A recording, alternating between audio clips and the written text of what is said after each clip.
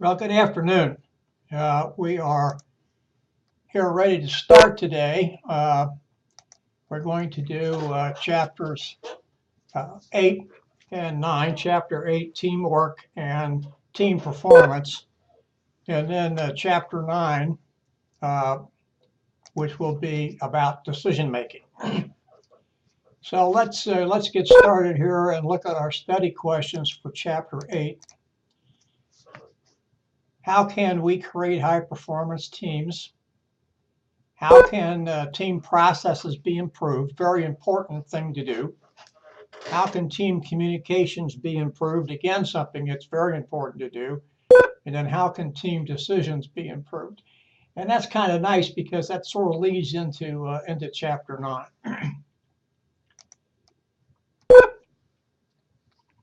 I think we can look here at this particular slide. We can look at this particular slide and see these characteristics of high performance teams. And I don't intend to read this to you because it's pretty easy for you to read it yourself. But it's important to note that there must be a challenge, or it must be challenging. People and the team must be motivated. There has to have a purpose. Results have to be obtained, analyzed, and maybe put into practice or changed as the case may be. And whatever results you have must be measurable. If the results are not measurable, it doesn't give us a true picture of what happened. And therefore, team members may be sort of missing the point of what happened. Now, there's a final piece that needs to go with this.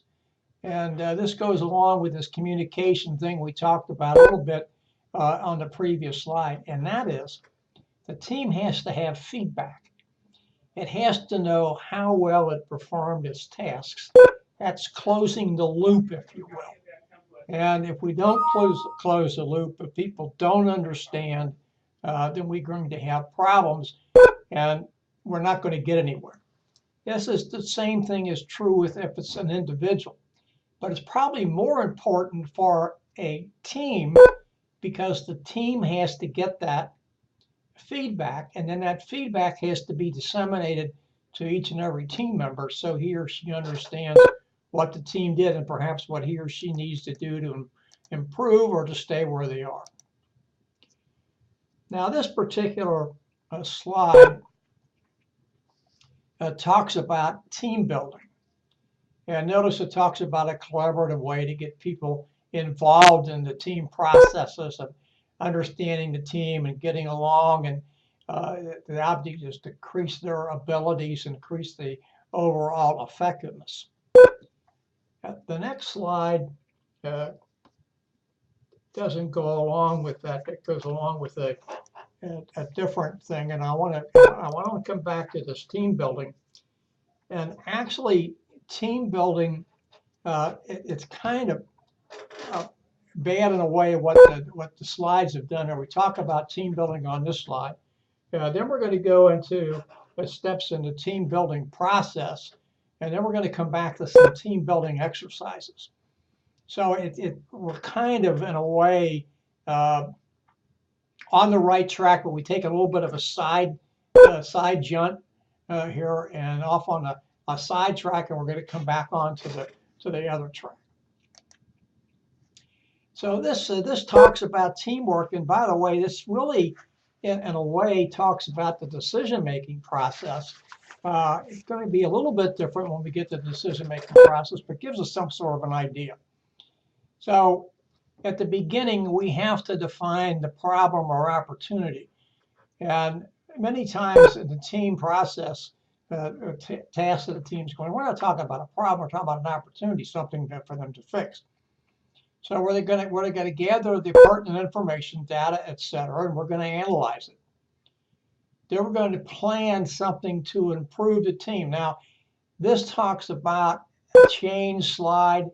So we're talking here about perhaps if you look at the graphic on page 172, this talks about steps in the team building process. So we're assuming here a couple of things. Number one, the team is either new and needs to go through the team building process, or it's a functioning team that probably doesn't have a good team process, and therefore it needs to go through that. So then we're going to make some plans to improve what we're doing, or make plans for overall improvement. Then we're going to have what we're going to do in the team building process. Then we're going to evaluate our results, and this cycle will start all over again, assuming we have an opportunity here. Not always looking at a problem, because it's very important to say that everything we encounter is not a problem. Sometimes it's an opportunity. Now, this next slide, we're going to talk about different types of team building exercises. And I'm not going to talk a whole lot about what these particular things talk about: a formal retreat, outdoor experience, continuous improvement. Formal retreat simply means getting away from the work site and going someplace and sitting down as the team and going through the types of things that you need to do. I would tell you that when you're going to do this type thing, you should have a facilitator to keep you on track, and not a team member trying to do this, because it's better if he or she is separated and into what's going on, as opposed to trying to keep track of everything that's going on. The next type thing we have here is called an outdoor experience approach.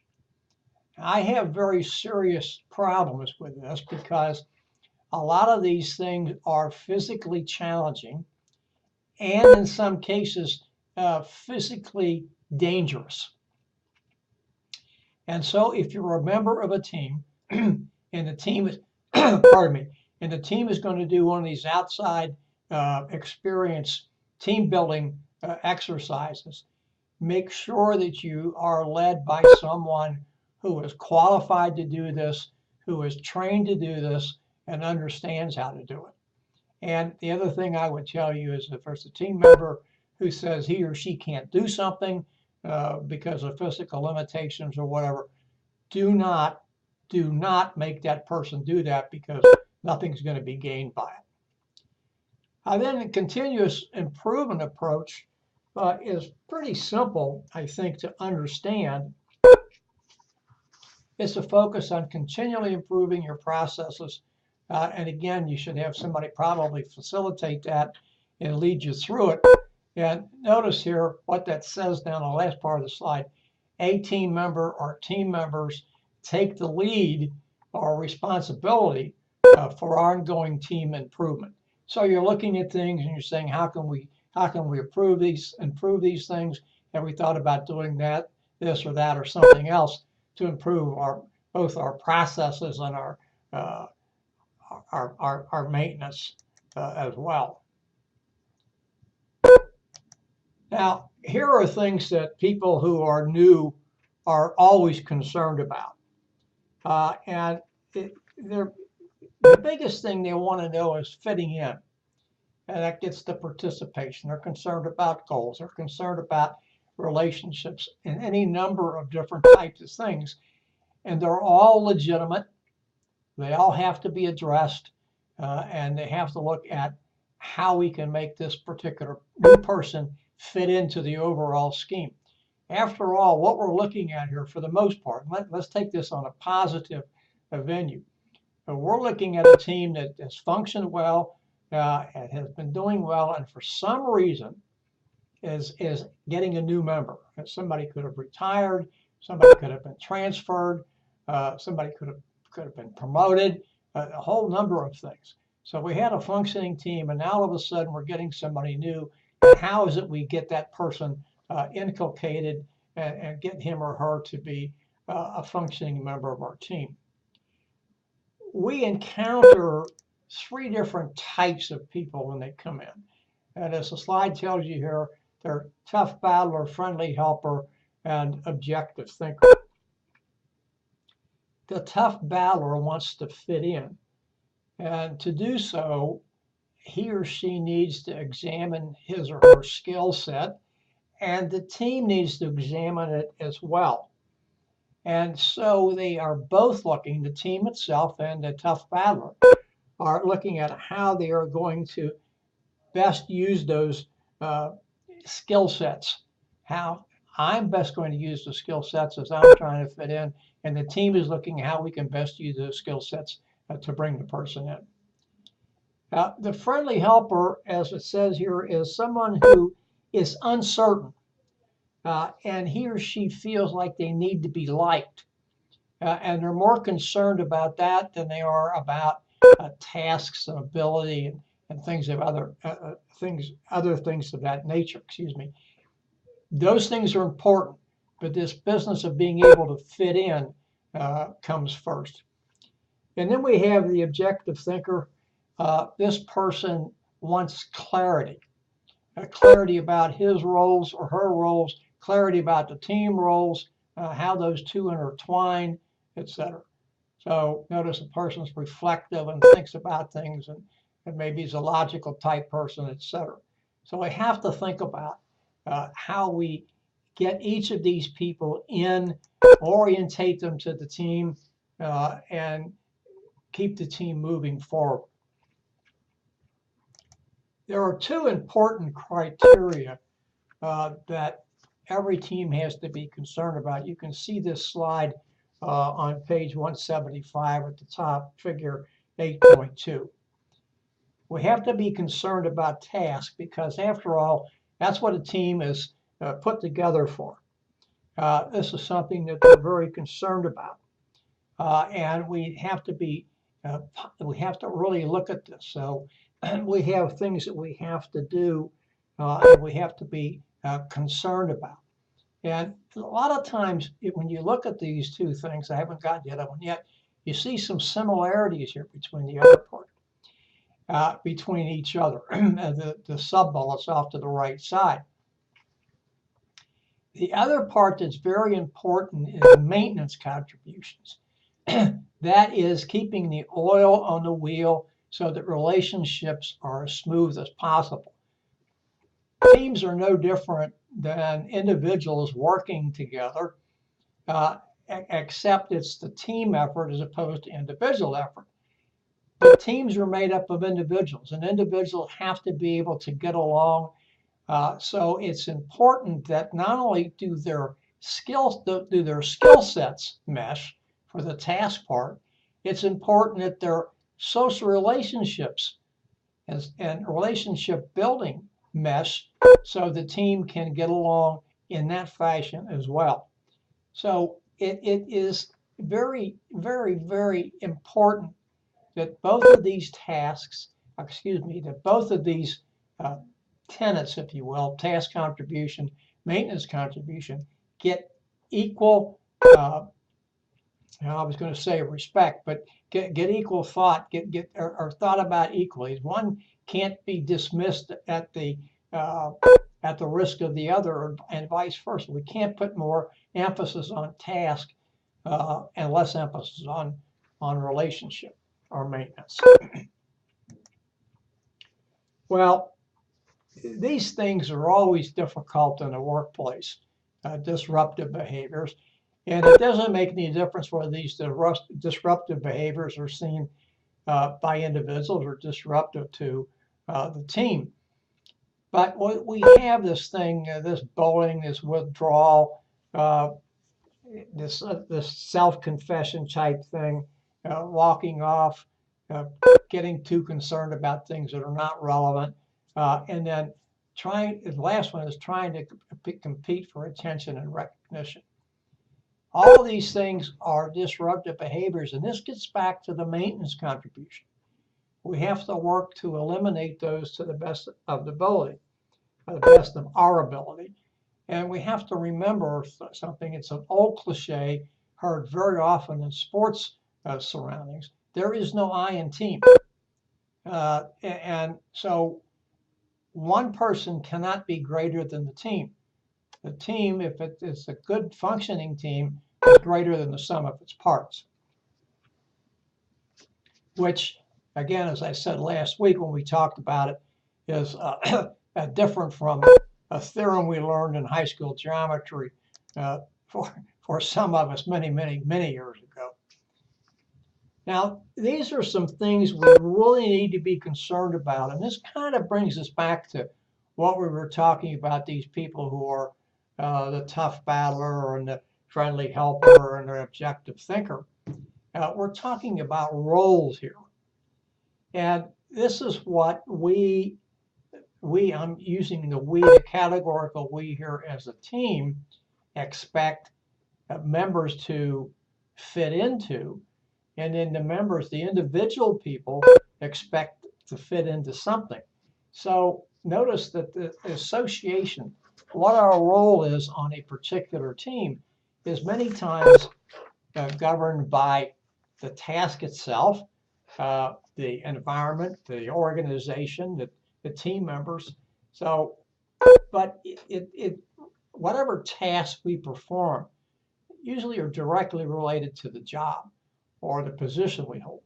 So that's something we have. So then when we have this thing called role ambiguity, if you remember cognitive dissonance, it's similar to that. The person is uncertain about what his or her roles are, pardon me, even though they've been explained. So remember, cognitive dissonance is we think one way and act another. Well, this is kind of similar. We think we're supposed to act one way, and yet we do something else because we're being nudged in that direction. So this is an issue that we have with teams, even individuals have it, but something we need to be careful about. Role overload and role underload are exactly what they say. Role overload is when we expect too much of somebody, and role underload is when little or nothing is expected of somebody. Now, role underload we probably see a lot in a team when somebody will say, oh, well, Joe or Sally won't do that, so we'll just pick up the slack and take care of it. Or maybe more appropriately, I should say, Joe or Sally are unable to do that. They're unequipped to do that, even though that's in their job description, that part of the job description for the team. So we'll just compensate for their lack of ability and take care of ourselves. Really, that's really a problem, because now you have someone who actually has been ostracized from the group for some reason. The reason here we're talking about inability or lack of ability, either or. And so we're going to take over what they're doing plus what we're doing, picking up some slack, and take care of that. That doesn't work because the person who is not doing that eventually understands one of two things. They don't want me to fit in, or they're going to do it anyway, so I'm just going to slack off. I don't have to. Social loafing we talked a little bit about last week. Now, role negotiation is simply the process of getting together and deciding what we expect from each other on the team. This goes on, it talks about sitting down, discussing, clarifying, and getting agreement on what's to be done. And then each of us holds each other to task, to accountability, to responsibility.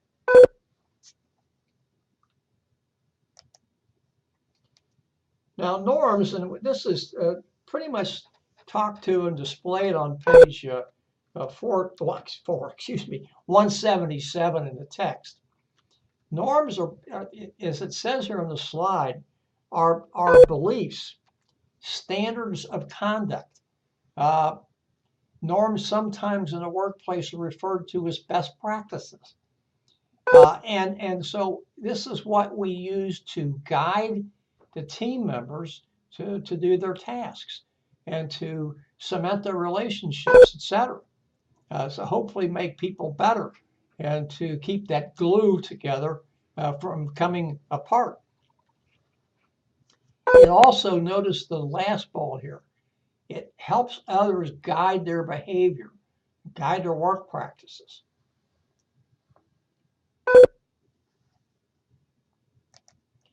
Now, these are the key norms, and you can see these again on page 177. And I'm not going to talk to all these, but there are certain ones that I do want to speak to. Ethics talks about the standards of conduct, what is expected, what is not expected, what will happen to you if you do the unexpected or the unallowed.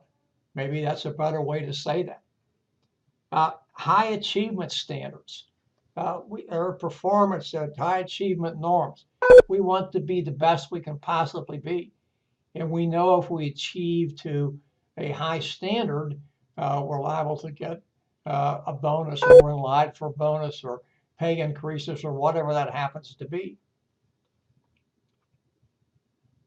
Staying on track. That is also important. And improvement. What can we do to get better? What can we do to, number one, maintain what we're doing, but number two, improve that? What is it we have to do? This goes back to this continuous improvement we talked about early on this afternoon about moving teams forward.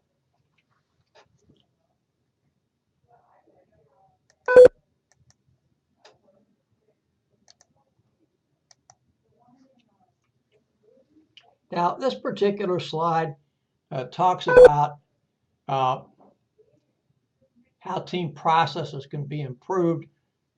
Here's leaders influence norms. And by the way, this really hits to the heart of the case study we're talking about, NASCAR's racing teams and a gentleman by the name of Evernham.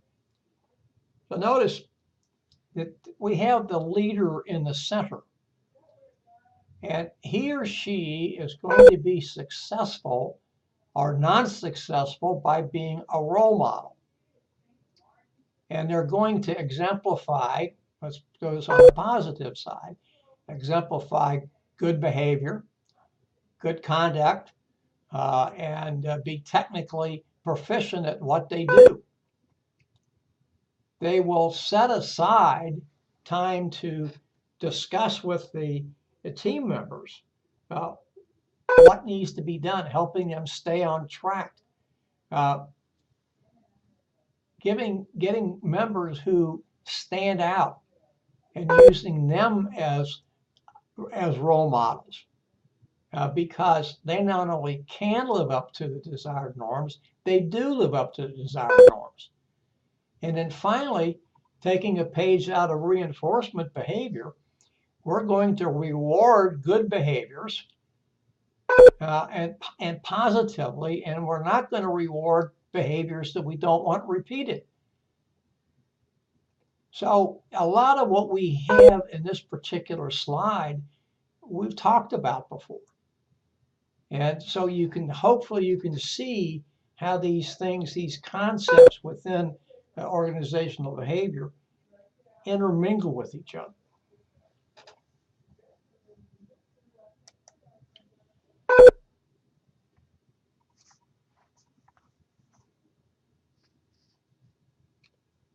Cohesiveness. Well, I would like to take this back to stages of team development and tell you this is the norming stage. And remember, that's where we get together and we've ironed things out.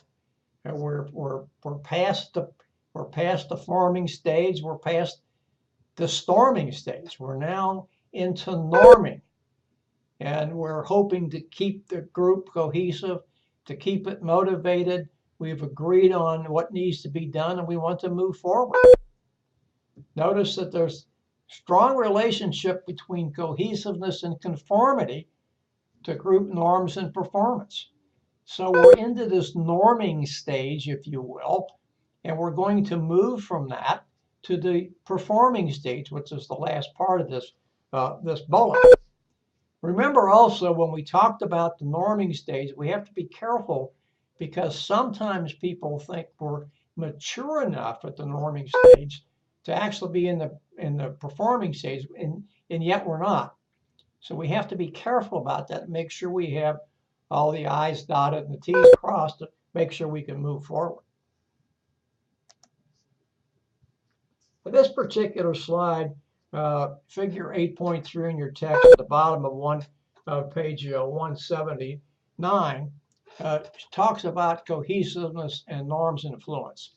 And here we have group cohesiveness showing here, and then group performance norms. And notice when we have low to moderate performance, we're not in such a good shape. But what we want is we want high performance. And if we do have high performance, then we're also going to have high group cohesiveness. A group is not going to perform well if it's not cohesive and if it's not into keeping group norms together. So it's very important that we want to be there. So notice here, when performance norms, down there at the bottom of the slide, when performance norms are negative in a highly cohesive group, the power toward conformity becomes a worst case situation. So performance norms are negative, all right? But the group is highly cohesive. It's going to have a bad scenario. It can't improve. So we need to make sure that we're high every place and to move things forward.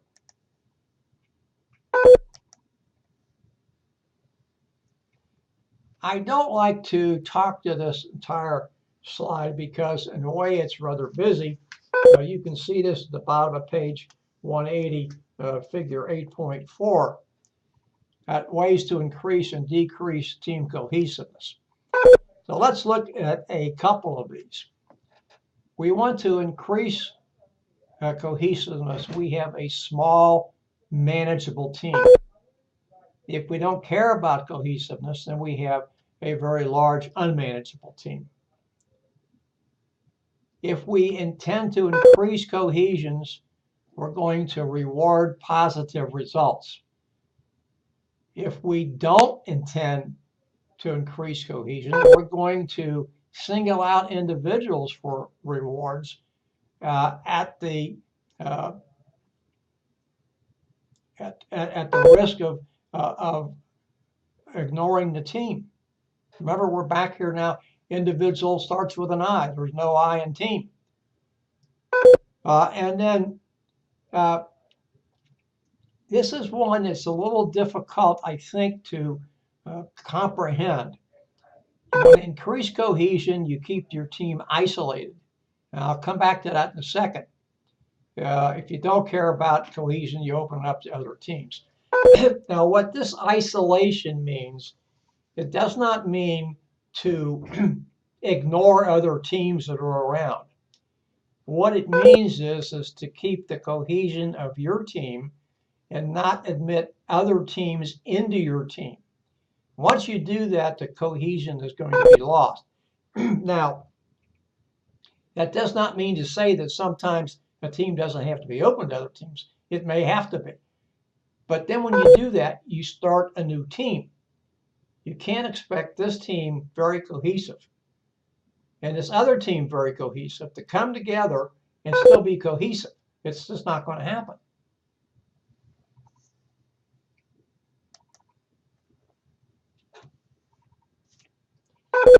Enter team dynamics. We shouldn't use the word groups here, but we have. It's the relationship between teams cooperating and competing, getting along or not getting along.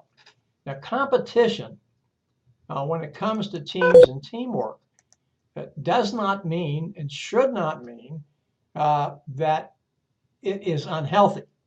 Competition can be very healthy. but many times it is not, and so it flames out. Now, these are ways to achieve positive inter-team dynamics.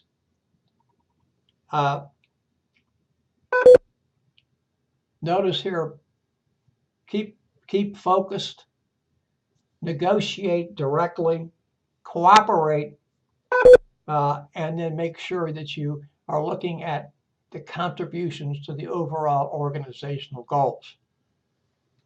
And that helps you understand how teams can help one another. This is a communication network. We're not going to spend a lot of time on this because if we tend to look at the slide, it is a little confusing. This is how teams interact with themselves in and among themselves. And so if we have a decentralized communication network, as we can see here, figure 8.5 in the text on page 182, 183 at the bottom, you have high interdependency around a common task and are best of complex tasks. Again, this is communication. Centralized communication, it goes from one person out, a hub, out to the spokes. Notice independent individual efforts on behalf of the task, and they're best at simple tasks. And then the counteracting group, restricted communication network, a lot of disagreement here, and they're very slow at task accomplishment. So it's important to make sure that you know what type of communication you need. And this goes back to what we were talking about. Interaction patterns and communication must be aligned with the tasks. Centralized tasks, decentralized, are restrictive. And we spoke of those before. We can look at these. Decentralized is exactly what it said. There is no central communication. Everybody can talk to each other, interact with each other, share information, etc. And it does not go back to a central hub. It's cross communication, all different ways. And we kind of saw that if we looked at this decentralized communication in the first part of figure 8.5. Centralized, everything comes to and through the team leader. He or she will take information and parcel it out as is necessary. Each person in the team works independently, and then they send their information to the team leader, who pulls it and coordinates a finished product, as the slide says. Restricted, there's a lot of problems here. Notice that not only is there a lack of communication, there's a lack of positive relationships, disagreements. And we don't communicate. We may withhold information from somebody or somebody's, and we're not going to get very much of anything done.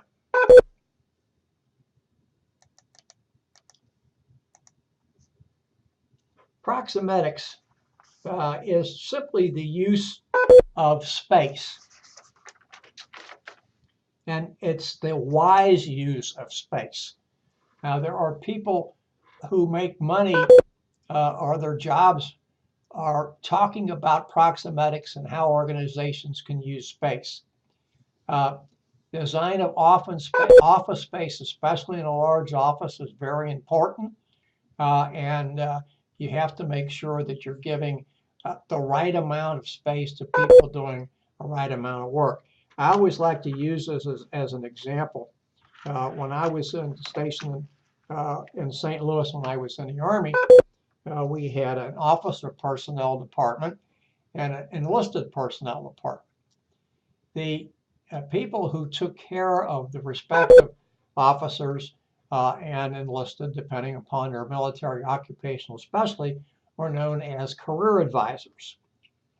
There was a new building going up, and the folks that ran that, known as the General Services Administration, GSA, which takes care of buildings, etc., and space for the government, decided in their infinite wisdom that an enlisted advisor needed less space than an officer advisor, even though the job descriptions were the same. And it took a lot of time for people to get that through to the folks that set up the office space, that regardless of the fact that one person may be an officer, a commissioned officer, and another person may be what the Army referred to as a non-commissioned officer, had the same job title, had the same job duties, and therefore required the same amount of space. So that's what this is talking about. Notice it talks about architects and consultants, and they specialize in this type of thing, this office design, and making sure that people have appropriate space in which to work. It's also important for the architects and the consultants to understand what each individual is doing, what his or her tasks are, perhaps how they fit into the whole in the amount of space that he or she needs.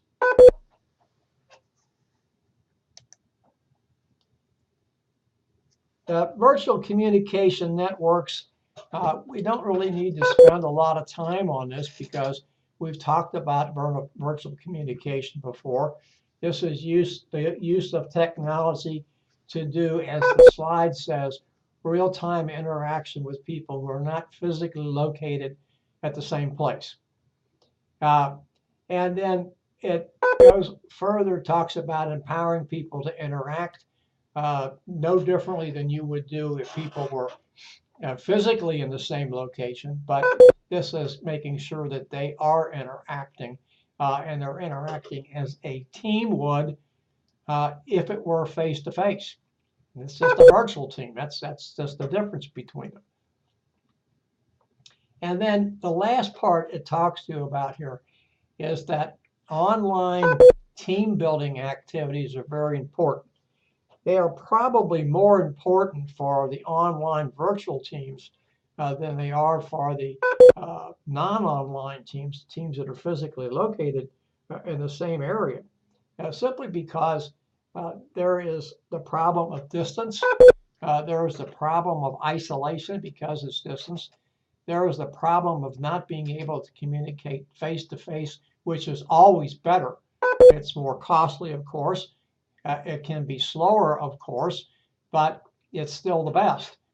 And so we need to make sure that we're doing team building exercises for these folks. Now, obviously, there's some team building exercise you couldn't do. You wouldn't be doing an outdoor facility type thing, and you probably wouldn't be doing a retreat because it would not be easy for you to get to the same offsite location. So you probably would want to focus on continuous improvement. Not to say that you couldn't do something else, that you couldn't do a video teleconference and you'd be away from the work site. It might be a little difficult, but you could probably do that. So where people would actually be not in the workplace. There's the philosophy that you get more accomplished if people are outside the workplace in these retreats. They're dressed differently. They were dressed to come to work, etc. When I was in St. Louis, we did that when we were in the Army. When I was in the Army, not when I was in the Army. And we would go to a location outside the facility and be dressed in civilian clothes. The object was it was supposed to break down barriers. Whether it did or not, I don't know. But that's the object, and you have to work through those parameters.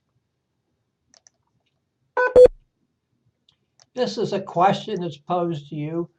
What innovation in electronic communication do you predict in your working lifetime? I don't have an answer for that, but I think we can see the things that have happened. The thing I think that is coming to my attention is that Apple is supposed to come out with an iWatch, which will allow you to do as many things as you do on a computer, except you wear it on your wrist instead of carrying it around in a pocket or attached to your belt. How large they're going to be, I don't know. What size of screen you would have, I don't know. But what it does remind me of is the fact that back in the I won't say 1940s, but certainly the 1950s, there was a very famous cartoon strip, comic strip, named Dick Tracy, after a famous fictional detective. There was a movie about Dick Tracy a few years ago.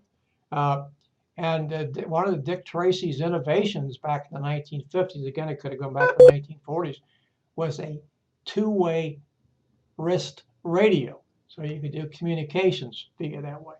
And then sometime in the 1960s, maybe even the late 50s, his creator, Dick Tracy's creator, Chester Gould, came up with the idea of a two-way wrist television.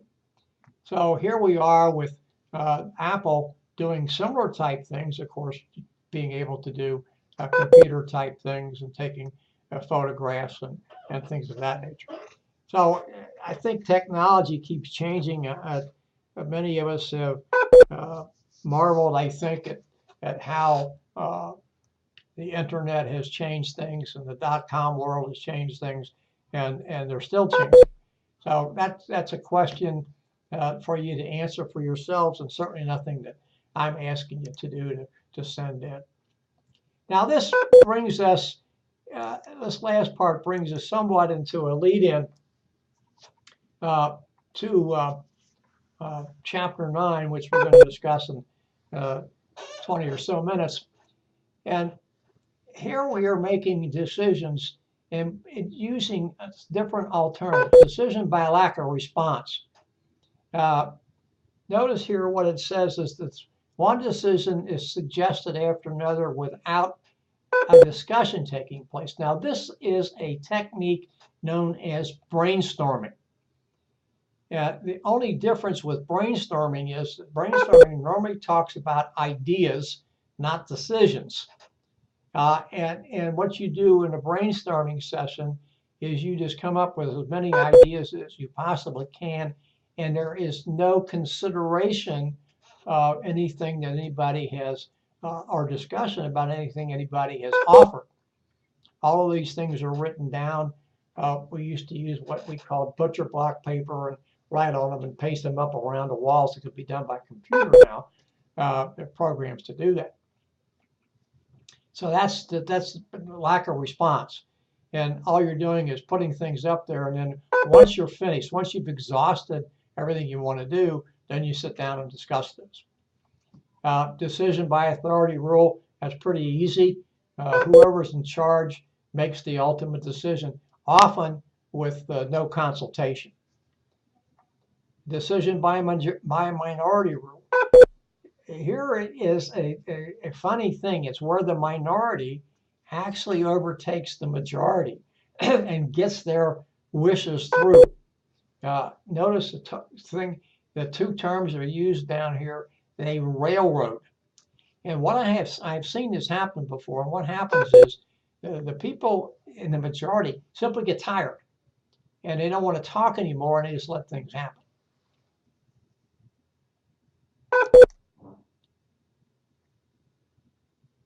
I skipped here. Decision by majority rule, pardon me for that. Simply what it says, the majority votes. You have a vote and the majority wins, and that's what happens. What fails to happen here is that often, or many times fails to happen, is the minority viewpoint is ignored, not given any consideration, and just go forward with whatever people want. Now, majority rule is fine. That's what we do in this country, but we're supposed to consider the minority, and that's what happens in the United States Senate. That's why the Senate seems many times like it doesn't get anything done, because there are parliamentary procedures put in place to protect the minority, to stall votes and withhold votes and have supermajorities and things of that nature. Decision by consensus, I think I've talked about this before. I'll probably talk about it in the next hour. But what I want to tell you is here is it is not majority rule. It is where people discuss alternatives and get to the point where they say, well, I don't really like everything in this particular decision, but overall I can support the decision. One of the things that I tell you very clearly is if you want to have decisions made by consensus, you ought to have a facilitator who understands what it means to get a group or a team to reach consensus. Decision by unanimity, pretty easy. Everybody says that they're in favor. You have to be careful about that because a lot of times people will go along when I really don't believe it. They just want to get things over with, and then the carping will begin after the things are over and done with. These are assets and liabilities of both consensus and unanimity. With consensus, you do get more information because numerous sides are considered, numerous alternatives are brought up, and then you get a lot of expertise, and it can be disseminated to everybody to help solve the issue at hand. Because there's a lot of decision, we hope that we open up the framework and the final decision is better. And because we're doing all this discussion and looking at alternatives and viewing alternatives in different ways, we would have a broader understanding and a greater commitment, if you will, to the ultimate decision. There are some disadvantages. I talked about unanimity. That's where it appears, and I want to use that term appears, that everybody has voted in favor, when in fact, some people may say, I really don't like this, but I want to get out of here. I don't want to keep this thing going. So notice this, what this says down here at the bottom. We may get that from social pressure to conform. That's kind of that unanimity type thing. Yeah, okay, I'll go along, but I really don't like this. Same thing is true with a consensus. We kind of get moved along and moved along and moved along and moved along. We think that we really agree with something when we in fact don't. And so I can remember once when I was in the Army, we were reaching a consensus, and the poor guy that was there as the facilitator, I think after about an hour and a half left because nobody was paying attention to what he had to say. I think it took us about 4 hours to come to a consensus or agreement, however you want to say that. And I think we'd gone full circle. We talked about stuff from the very beginning, which we rejected and finally went back to. And we have to understand that if decisions are made by a team, normally speaking, they're going to take longer than if done by an individual. Well, this thing, I don't like to talk about it in this fashion, groupthink. I'd rather talk about it as team think. And what this simply is that there's a feeling of invulnerability, and we tend to stop critically looking at what we do and evaluate. So here's ways to avoid it.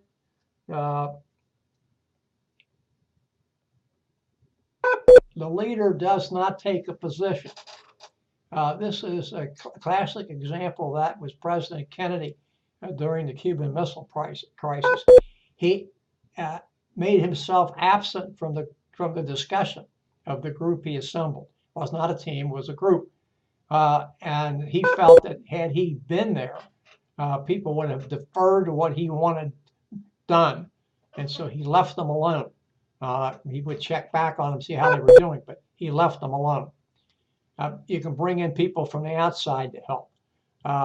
Have somebody there to be a devil's advocate. Like years ago, Kings and Queens used to have a person that called a court jester. And his purpose, by the way, for the most part, at least what I know, all court jesters were male, was there to poke fun at what the king said or the queen said and say, we need to stop and think about this. and those things are there to do that. Poke holes in something. Ask if those things are actually being done. This brings us to brainstorming, which I talked about before. Notice that things about brainstorming is more is better. Criticism is ruled out. We want people to be creative. Note, I already said quantity. And the other thing is, and it really you want to encourage is people piggybacking, taking somebody else's idea and enlarging upon it, improving upon it. That does not mean that the original idea goes away. It just means, hey, you know, here we thought about this, let's take it to the next level. Very good technique. And you have to remember, if you get into a brainstorming session, there is no criticism, no evaluation of ideas. Every idea has an equal chance to be put up on wherever you're putting it and left there until the brainstorming session has finished. Once that's finished, then you can begin evaluation. This is just asking for your experience, thinking about team cohesiveness and groupthink, how they might be related. Can cohesiveness ever reduce groupthink? When there's a cohesive team and members are familiar with each other, they may be less likely to censor their opinions and more likely to disagree. Do you agree with that or you disagree with that? This is just your experience. And you think about that and digest that. Another way to think about decisions is the nominal group technique. Members are asked a question individually and in writing to a nominal question.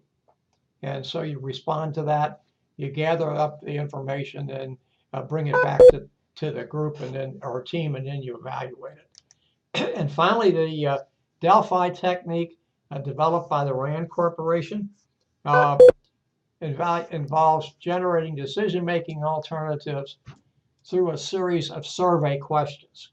So this is sent out to people and then it's brought back. Of course, it can be done by computer today just as easily. We've reached 5:23 and we've also reached the end of chapter 8. So we'll take a break now till 5:30 and come back for chapter 9. Thank you. Please come back at 5:30.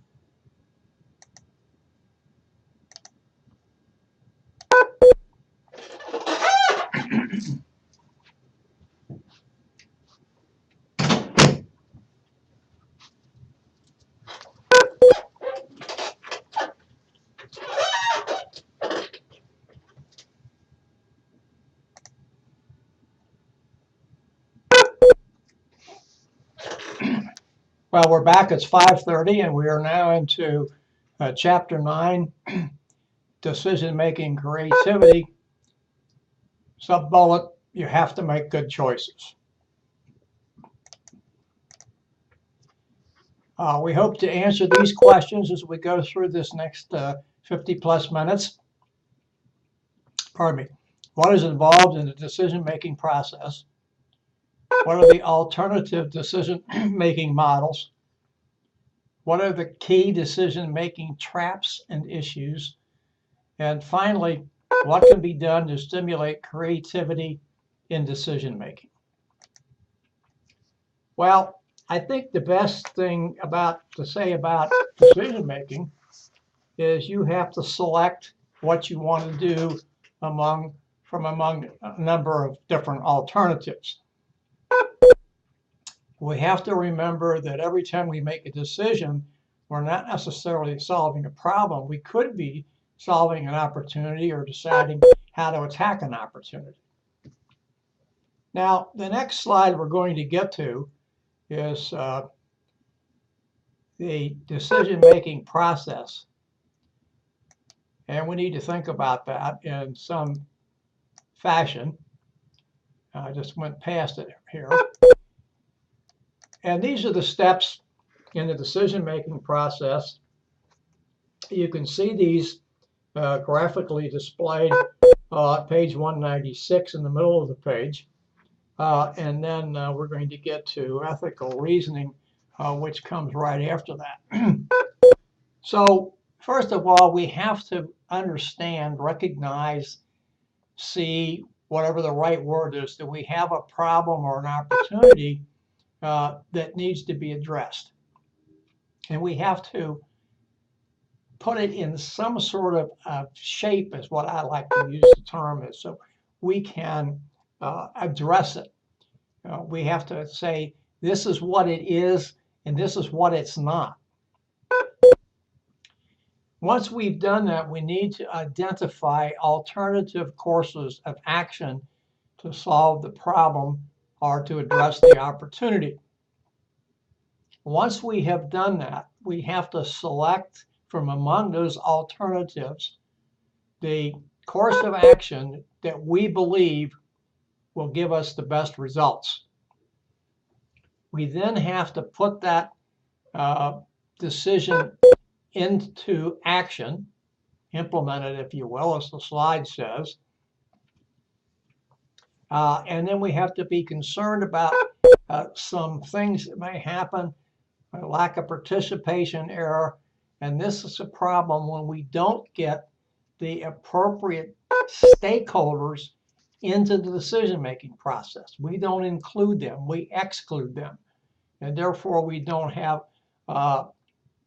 enough people not necessarily addressing the problem, but having a stake in the problem or the opportunity, so they know what it is that they have to do.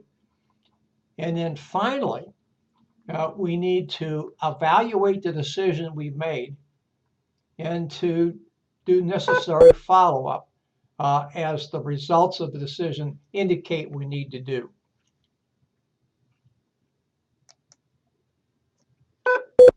So this is really a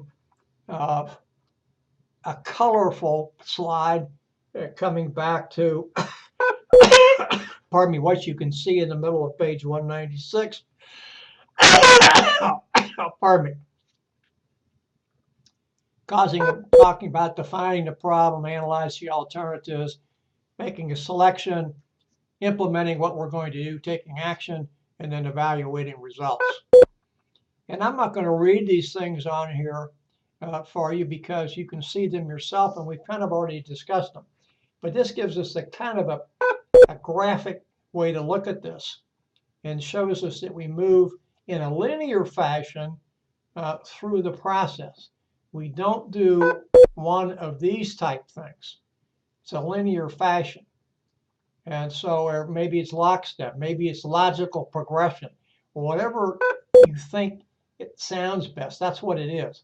We're not bouncing from here to there or someplace else in the decision-making process.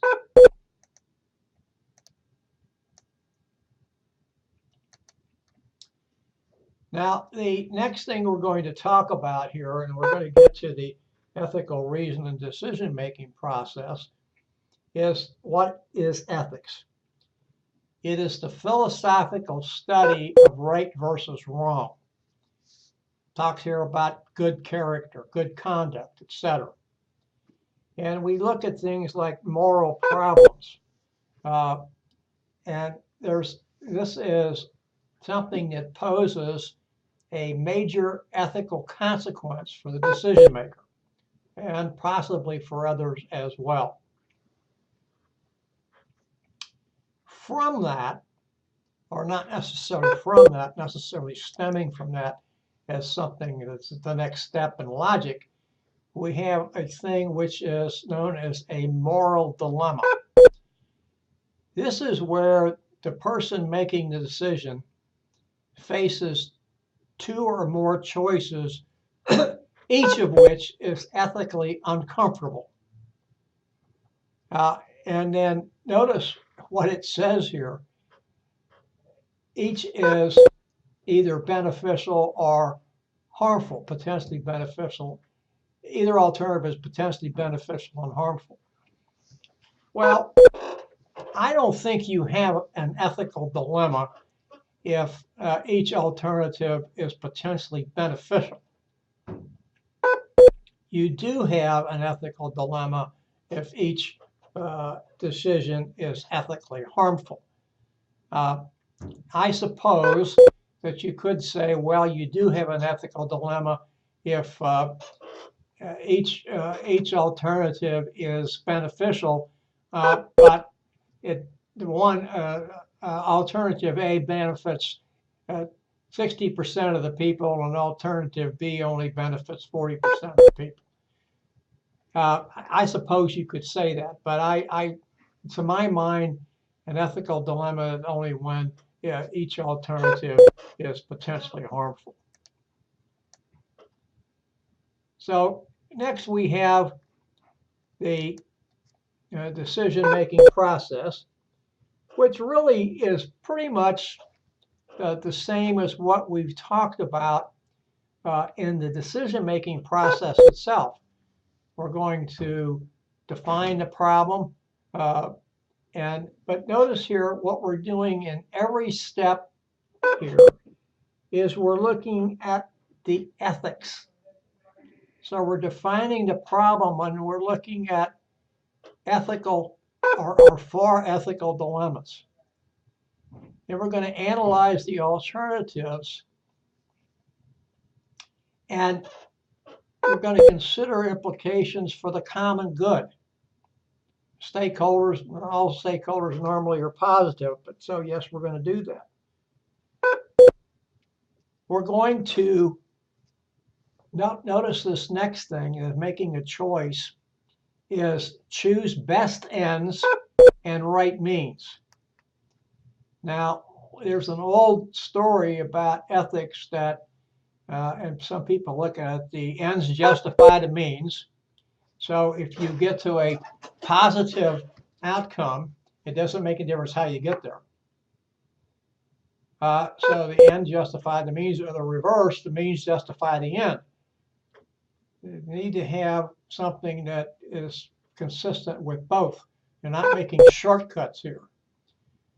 Then you go through an ethical double check, and we're going to talk about the double checks next. So I'm going to skip that part right now. And then, well, of course, we're going to take action. I've skipped that. We need to make sure that we're doing the right thing, and et cetera, which we talked about before. And then we're going to check the actual ends and means versus the intended ends and means. A little bit differently because we've thrown this ethical piece into it. And one of the things that I want to tell you here is and as this says, if you've not picked up on it, you probably have, is that when we make a decision, we need to think about the ethics behind the decision, or the ethics that are embedded in the decision, or in the alternatives. So we're doing not only are we making the best choosing the best alternative, but we're choosing the best ethically palatable alternative. Now, the ethical double checks that we're going to talk about here, I want to move this down just a second. We can find on page 199 at the top.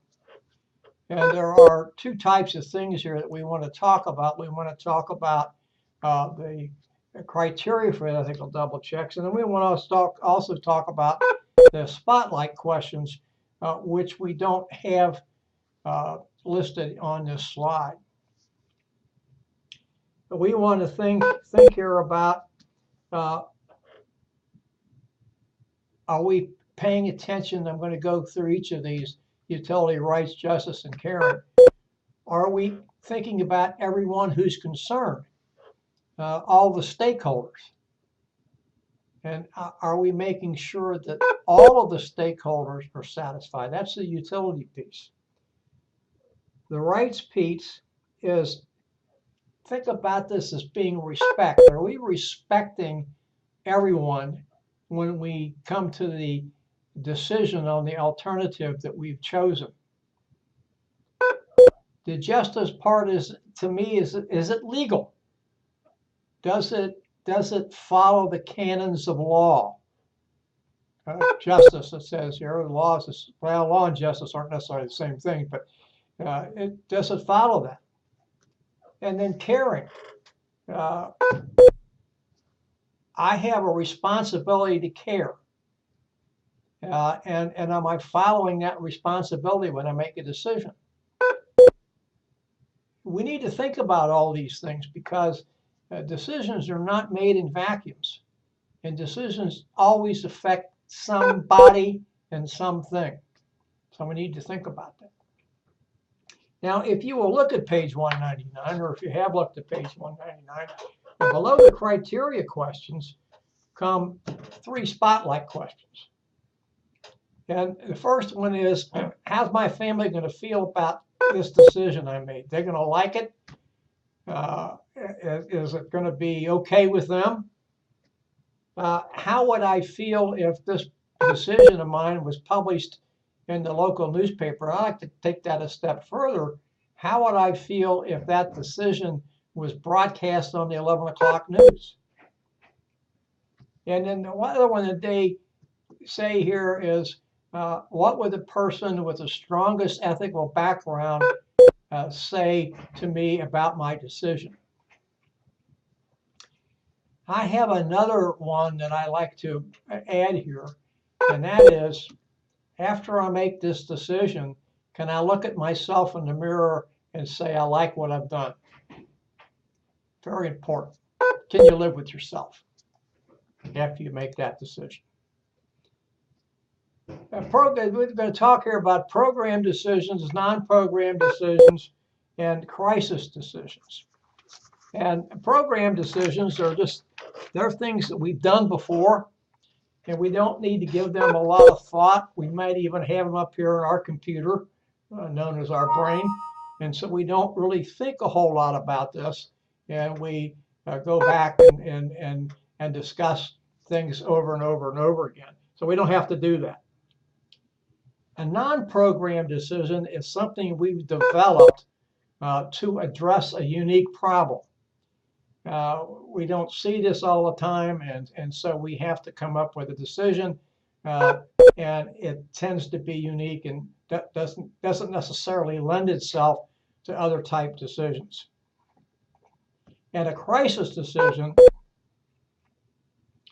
is something we have to address this issue immediately, otherwise a great deal of harm might occur.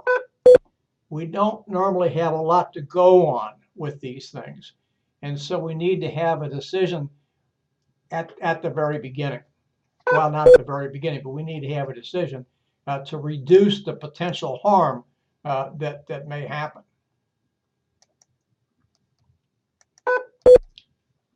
Decisions, as this says, and it kind of follows the previous slide, are made in 3 different types of contexts. They are certainty, risk, and uncertainty. Now let's examine each of these in turn.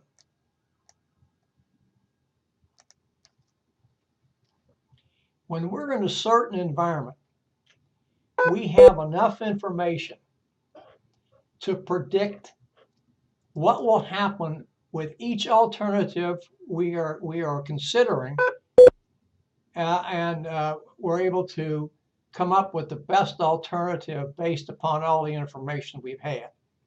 We know what's going to happen. We're pretty sure if we implement alternative A, this is what's going to happen. Alternative B, this is what's going to happen. Alternative C, this is what's going to happen. So we have this information, and we're able to act on it pretty much with impunity and without too much difficulty.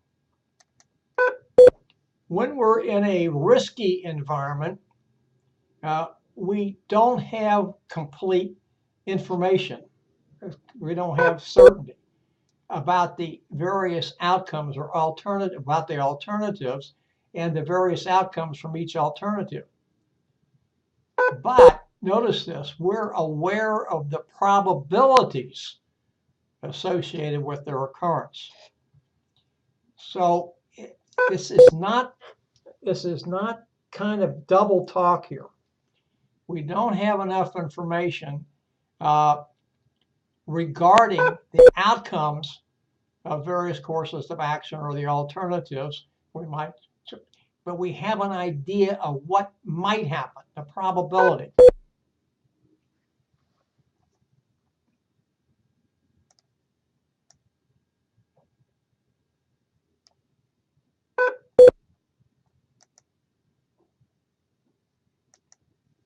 Now, when we have an uncertain environment, we really don't have much information at all to go on. So we are unable to even assign a probability of what might transpire with each alternative under consideration. We just really don't know. And we have, I guess what you might want to see here, we have to get to the area of making an educated guess, because our information is so faulty, so incomplete, we really really don't have any idea of what may possibly happen. Now, we come to a thing known as risk management. And risk management, by the way, is probably best known in the insurance industry, where they assign risk to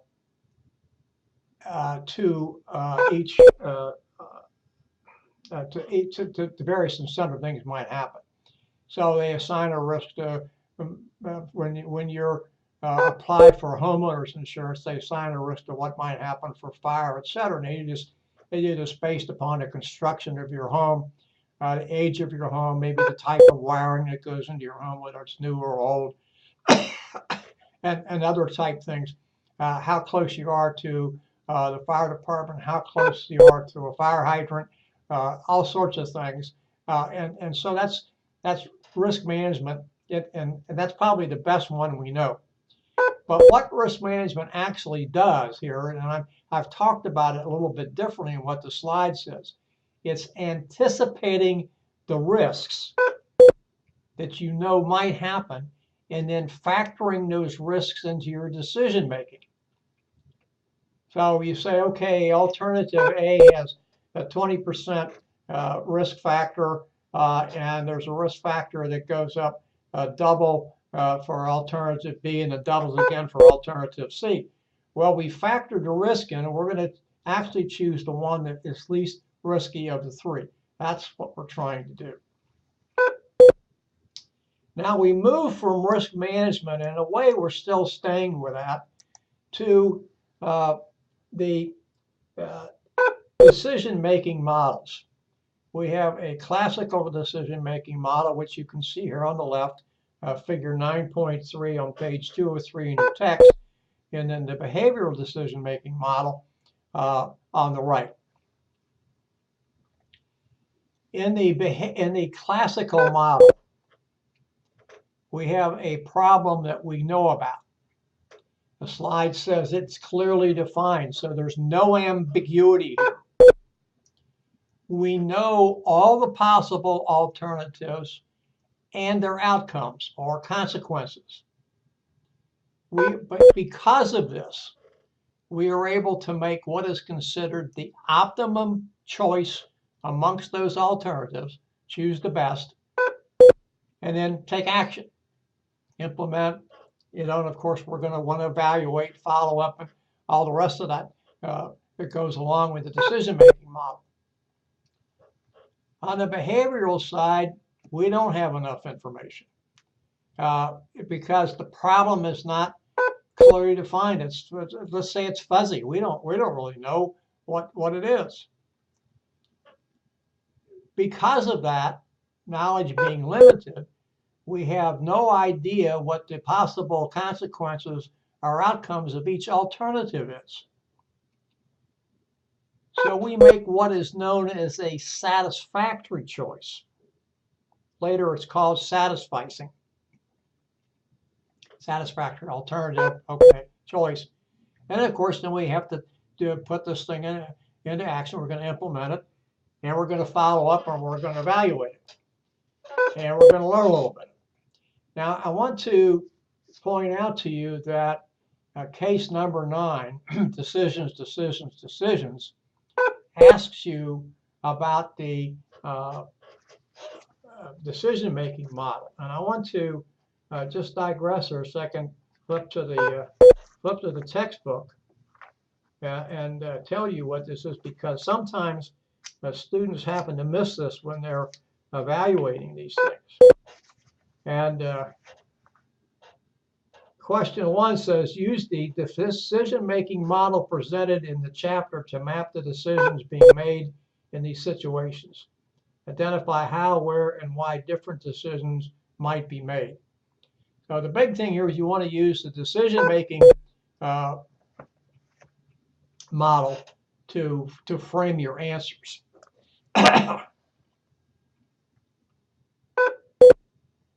And here we're going to come along a little bit more of what we've already talked about here. We don't have to go back and repeat this, but it gives us some kind of an idea, and it's reinforcing what we've already said. Classical, we know we don't, pardon me, we don't have to have any other information. We've got all the information we need. We know what's going to happen with each of the alternatives. We're going to take the best alternative possible, and we're going to implement it, follow up, evaluate it, etc. And then we know what happens in the behavioral model. We don't have enough information. And so maybe we're acting on our perceptions or our gut feelings. And remember that those things are not always perfect. We say perception's reality, which is true, but it doesn't mean the perception is actually correct. It just means it's reality because it's reality to us. So we talked about here in the behavioral model, making a satisfactory decision. Notice here it's called a satisficing decision. We are taking, as the slide says, the first alternative that appears to give us an acceptable answer and to resolve the problem or the situation at hand. First alternative that appears to give us an acceptable answer to our issue. May not be the best.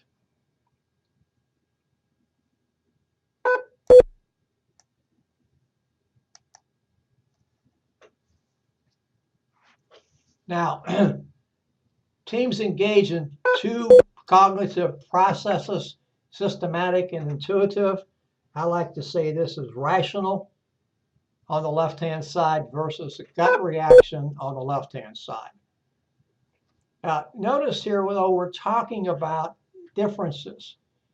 On the left side, we have something that we can analyze. It's logical. We don't have a problem making a decision here. There's no fuzziness.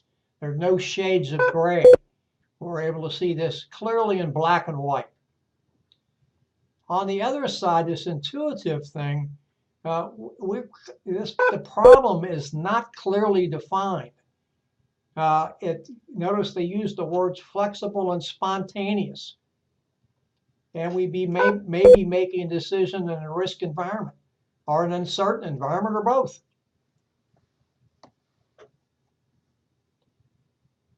We come to an area here that we call judgmental heuristics. And heuristics are discussed and displayed on more discussed and displayed on page 205 in the text. And it's what we're doing is we're boiling things down in the decision-making process to their simplest forms, or we're inventing shortcuts to make decisions. So we're really not, in some fashion here, looking at the problem as a whole. We're looking at it as a way to do things. And because it's easier for us to do that, and we don't have all the information, etc. It makes it easier for us to deal with uncertainty because we have limited information, and we just don't have everything we need to do with what we want to do. So we're going to use these, make these decisions, get these simplifying strategies because it's a little bit easier to work with. Now we have two things here called availability heuristic and representative heuristic. And I would like to go back to the previous one, and I didn't use this because it talks about rules of thumb, but there are problems that still develop. So in the availability heuristic, this is something, and notice at the slide it talks about something being in your memory. And you say, oh, well, yeah, I remember that, and I'm going to bring that forward because I think that it will answer this. So notice that we're assessing current events based upon something that's happened in the past. Maybe good, maybe not good, but we have to think about that. And we can really get them because we remember them. This other one here is lets a group of characteristics decide. Notice it says here, and it's important to read this, involves assessing the likelihood that an event will occur based upon its similarity to one's stereotypes of similar occurrences. So we're going to look at what's happened in the past, and we're going to try to bring those to the forefront.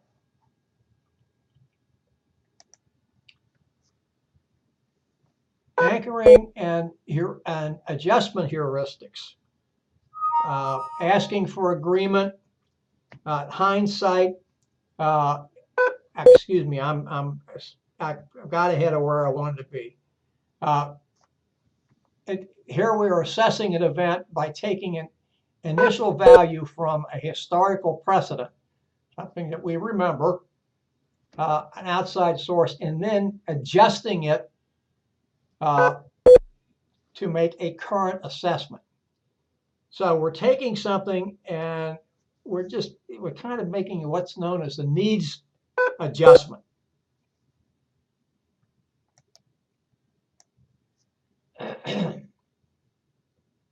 We have some things that we have to be careful about. We have something here that's called a decision bias. The confirmation error is asking for agreement without really investigating everything that's going on. So we're only seeking answers that support what we already believe. We've made up our mind. We think this is the right answer. And so we're going to ask people for their concurrence on things we think is going to happen. May not happen. We've already made up our mind. So they're confirming what we already have done, and the confirmation may be way off base. The hindsight error simply says we're overestimating the degree to which this particular thing could have been predicted. It's already taken place, and we think, well, we really should have been able to predict that, or we could have predicted it. And then the framing error is our tendency to evaluate and resolve a problem in the way we think of it, not necessarily in the way it ought to be thought of. And notice that we can either think of it positively or negatively. We're thinking of it in a certain way instead of evaluating what we have.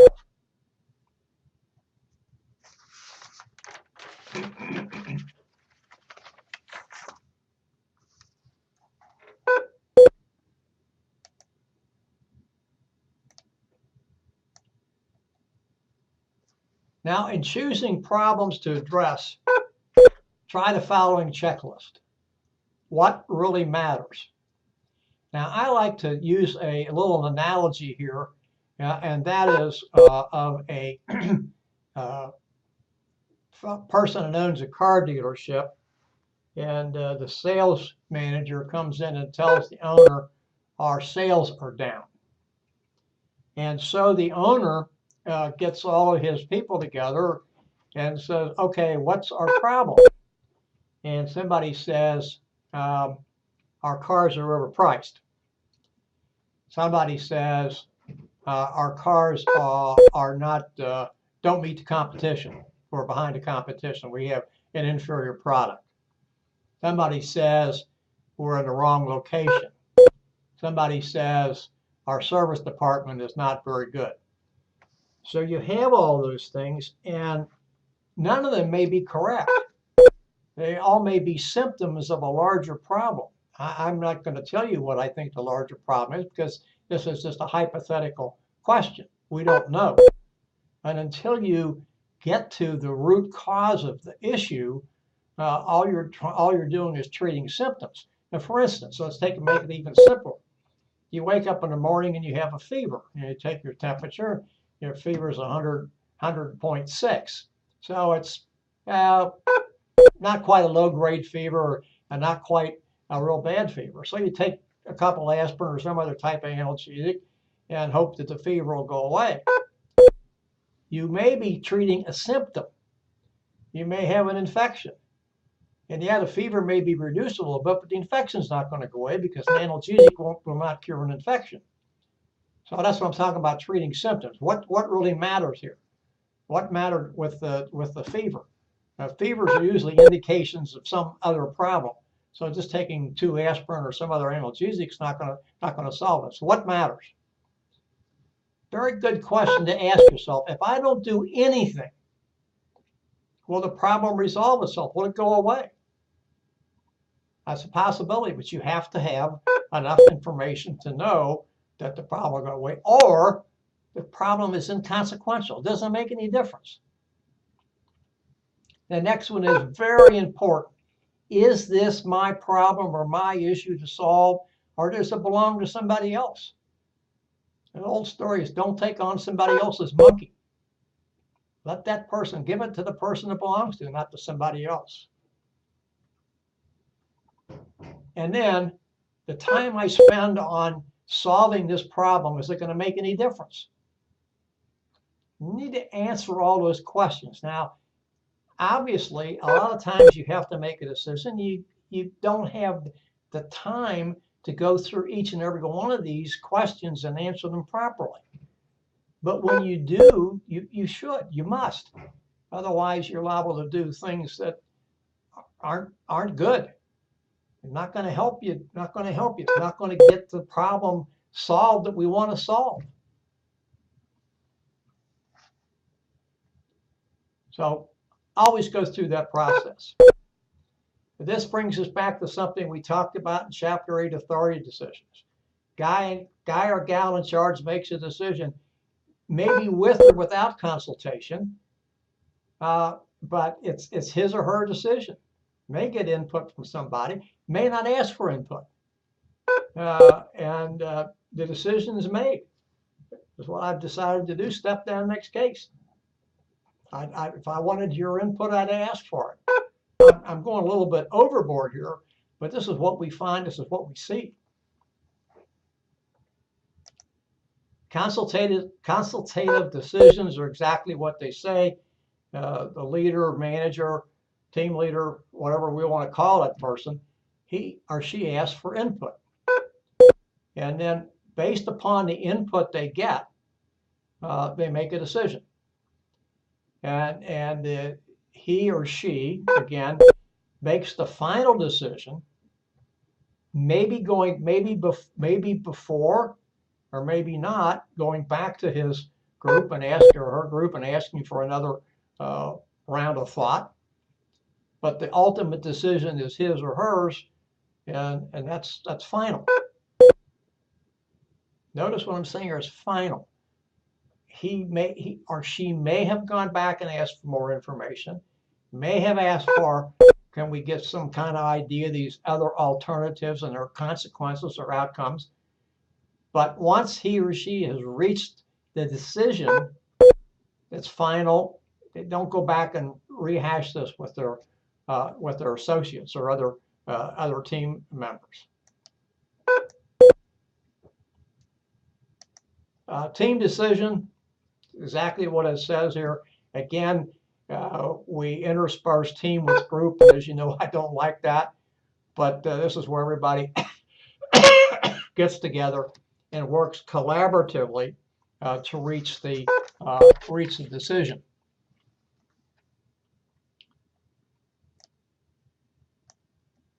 Now, this particular slide, figure 9.4, which you can see on page 209, was developed by Victor Vroom, and I don't remember Diego's first name. The decision-making model, it's a rather busy model. You can follow it. It's not something that I'm going to go through. I do commend you to look at it. It does give you some ideas here. At the top of the figure gives you managers questions, etc., that he or she should ask when they go through this. And it does have some value to it, but like I say, it is a little busy. It's a little hard to follow, but it is interesting, and you can look at it at your leisure. Not something that I'm going to make a big point of, but we do need to look at decision-making models and how they're followed. Whether we use this one or something else, you can create a model from the decision-making processes that we've gone through, we talked about here earlier tonight. So it's something that can be done.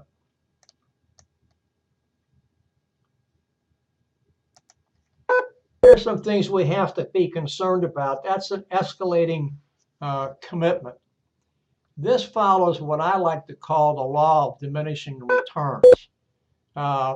We continue to do something just because, instead of saying, wait a minute, we need to stop this thing, cut our losses, and get back to doing something else.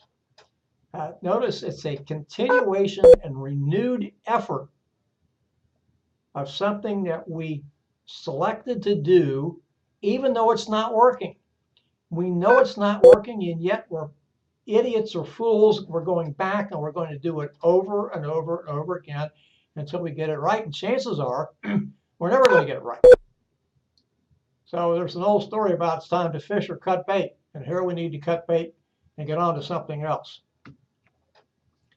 Now, we can avoid that by a number of ways. And first, when it talks about setting limits, and we say, okay, we're going to do this, and we're going to do it so long, and if we don't get the type of return we're looking for, then we're going to stop.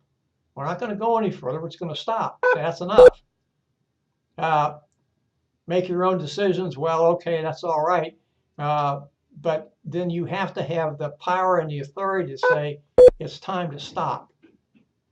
If you don't have that power or authority, you have to have a relationship where you can go to the decision maker or decision makers and say, this isn't working, and here's why it's not working, and here's what we ought to do. Find out why you're continuing down this trail that has no end, or has a dead end, where we can't do anything, where we can't turn around and recoup our losses. We're continuing to do things in a foolish manner, and we don't have any rhyme or reason to do it.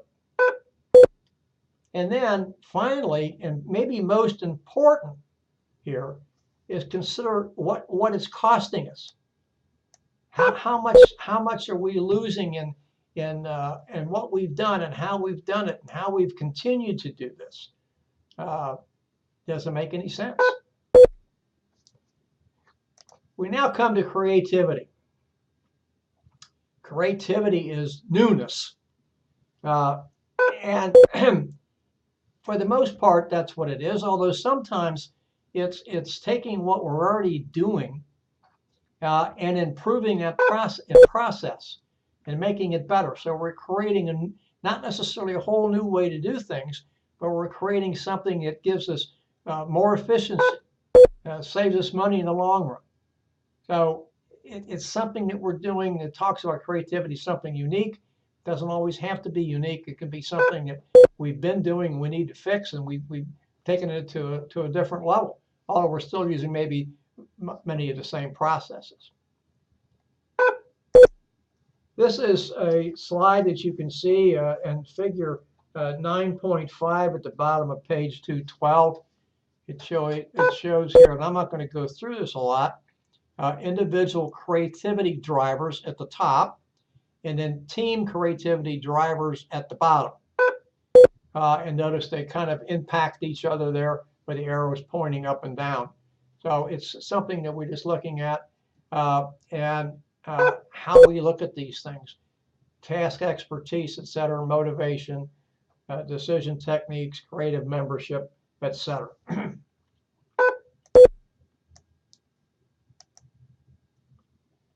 These are the personal creativity drivers.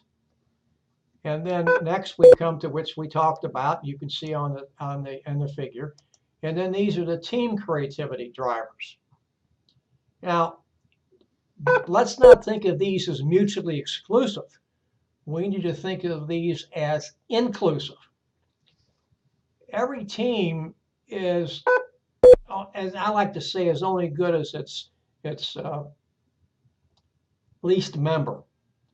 Now, least member can take on any type of things. I want to use that so we're not making it a negative. He could be or she could be the least experienced. It could be the least in years of service. It could be any number of things.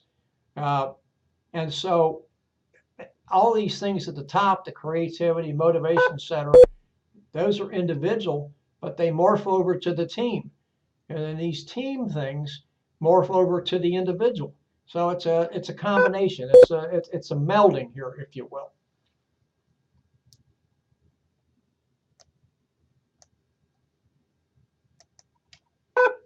Finally, our last slide here is, in your experience, there's an interesting site with simulations and training on creative techniques and ways to enhance your own individual creativity.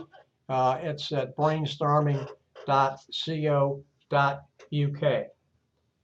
Well, next week we will do chapters 10 and 11, which chapter 10 being conflict and negotiation, and then chapter 11, chapter I think that is always interesting to people, communication and collaboration. Communication, I think, because we communicate every day. We don't think many times about how we communicate and then the ways we communicate. And so we need to think about those things, make sure we don't send things like mixed messages and things like that. That's not to say the conflict and negotiation chapter is not interesting. It is as well, because we find conflict every day. And the conflict is not necessarily bad. It's only bad when we let it get to the point where it seems bad and it's becoming destructive. So again, as always, I'd like to thank you for your attention. I don't think anybody's tuned in tonight, but I will have the lecture recorded and uploaded tomorrow, probably around 9:30 in the morning. So for the last hour and 45 minutes, I thank you for your attention and good night.